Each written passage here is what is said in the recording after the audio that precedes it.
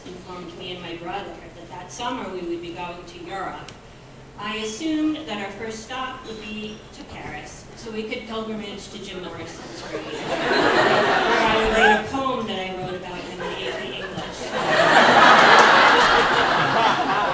When my father informed me that there was no way that was ever going to happen, the trip descended into a trip from hell. My parents forced my brother and I to keep a travelogue. And what follows are excerpts of a spoiled, elitist brat being dragged around Europe by her parents for stupid idiots. Airport, August 1st, 1982. Walking into Logan, I saw a line of people formed in a long S. My father got at the end, while Mommy, David, and I sat with the luggage. I studied the people who were to be traveling with us. They looked very middle class.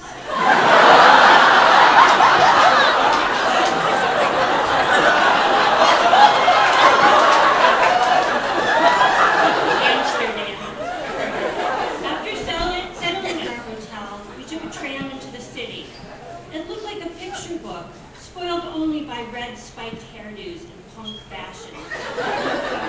It seemed as though royalty should have been walking on the cobblestone instead of punkers. But I'm biased, since Hartford isn't punk yet. August 3rd. Following my father's directions, which was our first mistake, we went to a museum to look at Rembrandt's, Degas, etc. Next, onto another filled with Vincent van Gogh pictures.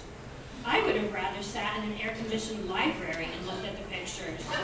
Or just put all the famous pictures in one room together. Remarks on Amsterdam. Dutch boys are cute. August 4th. Rotterdam was our next stop. I did not enjoy it at all. It was like an outdoor West Farms mall. We ate at the McDonald's and left. The only part I liked was walking by a caged-in area of animals. Brussels, August 5th. The shopping seems much more chic than in Amsterdam. After eating at another French restaurant where I had horrible fried cheese, we sought out the mannequin peas. The boy was relieving himself. The cute guys emerge at night. I could get married to one in a minute. Walking down the street, a guy walked by and pinched my wrist. That's an odd custom. I'll miss it here. Was it drinking age being 16 and having neat pull-up toilet flushers? August 6th. The bus ride was bearable. For 6 hours, I daydreamed and watched the two guys 2 rows ahead of me. One of the cute guys from the airplane was behind me. I thought he looked like Robert Redford. My mother thought he was gay. Only later, when I met his male companion, did I have my doubts about his sexuality. At the rest stop, I saw another cute guy from our plane. I could stare at the guys I liked for hours. I tried to catch his eye by jumping up and down. But the man in front of me thought I was strange. Paris, August 7th. All the cute guys have a girl on their arm. Maybe that's why I was so upset today. It got me thinking of home and my friends. Nonetheless, I seemed like a typical ungrateful child. In the morning, I was in good spirits, probably because we were touring with a group. That way my father couldn't get us lost. Our guide, a non-communicative French girl, pointed out beautiful landmarks as if she were bored. After touring, I was tired. When I'm tired, I get extremely bitchy. I can admit that. I was still looking for punk people, but just couldn't seem to find them. By the middle of the day, I was starting to hate my family. I'm counting the days to my return like I'm counting to get out of prison. August 8th. The crowd around the Mona Lisa was unbearable. I had to get up to the railing to view it before I left, and I succeeded.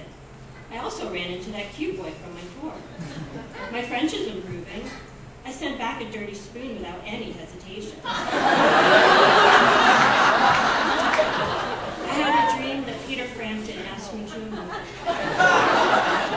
August 9th. Today, I woke up in a very good Trayvon mood. We wanted to visit Lake Invalide. We took the metro as per usual. In the station, one musician played Wild Thing. His English was so poor that he sang, "Wild Thing, you made my heart sing." Now I know what I sound like speaking French. I thought Les Invalides was boring. I hated it. One piece of armor, gun, and sword after another. Our next stop was Leal. We ate at a place the New York Times recommended for their onion soup. I ordered it, and it was dreadful. The worst I've ever eaten. The bathroom was even worse. Next, we marched to Le Sacré-Cœur to see a church. It was beautiful. I put some holy water on me for good luck. I should tell you I'm Jewish, and I have no idea how to dip into the holy water. I just have August 10th. We took a train to Versailles, but we only saw the first floor. My parents insisted that that was it. Little did they know, in the basement were the king and queen's bedrooms along with the Royal Opera. I kept saying there was more to see, and they kept saying that I was wrong. Well, they were wrong. I was pissed as hell. I love looking at fantasy rooms. At the train station, my father started acting up. We didn't know which track to be on. My father insisted I was being a bitch by not helping him out. The truth was, I didn't know what he wanted from my life. He was so mad at me. I was so angry. I went back to the hotel and I wouldn't join them anymore. For our last Parisian meal, we ate in an Italian restaurant. London, August 12th. After waking up in this dreary hotel, we took a taxi to a store called Crocetta. I thought everything looked like something my old art teacher would wear. I used the bathroom next door, and the toilet paper looked and felt like wax paper. For dinner, we ate at Worsted Tears. We left as the man, cute, was singing Bye Bye to American Pie, my favorite song. August 13th. I had fun today. Since my father was down in the dumps, all because of me and my demands, we did what he wanted to do.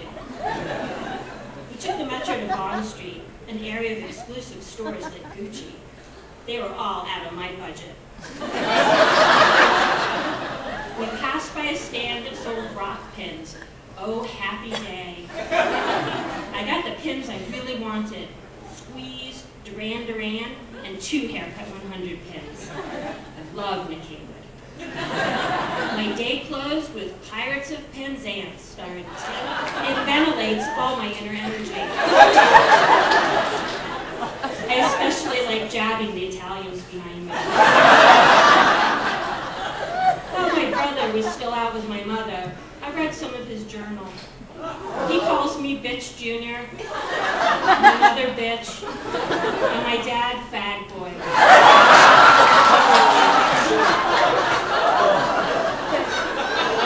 Later, he and I went hunting for badges of my favorite bands.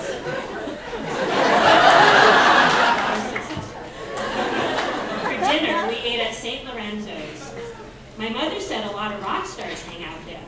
I was hoping to see Sting or Nick Haywood. I didn't see anyone famous. August 15th. It's our last day, and I'm going to Sac City. Now here I come. We went to Petticoat Lane. A lot of clothing and records and rock pins, and a lot of great crap.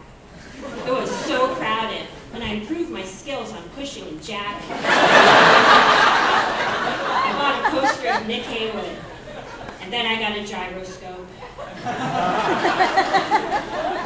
My last entry contains just one word, home.